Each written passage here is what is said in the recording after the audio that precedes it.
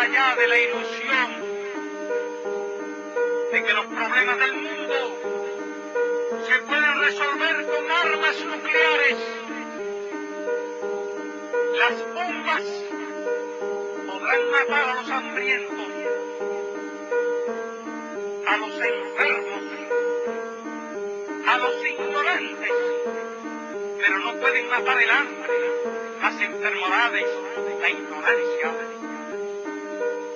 No pueden tampoco matar la justa rebeldía de los pueblos. Mirando las nubes del norte al occidente, voy pensando en mi mente, cómo ayudar a cambiar un mundo tan demente. Adolescentes en las esquinas, vagabundos humillándose por comida, desempleados en las avenidas, humillados ante el Estado por un mínimo que nos han brindado.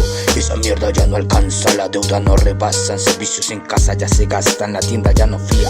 Está terrible cada día, ¿todo por qué? Por culpa del gobierno y su oligarquía. Obligan a prestar servicio militar, negocio con empresa, libreta solicitar, salir del cuartel, estrellarse con la realidad. Otro desempleado más.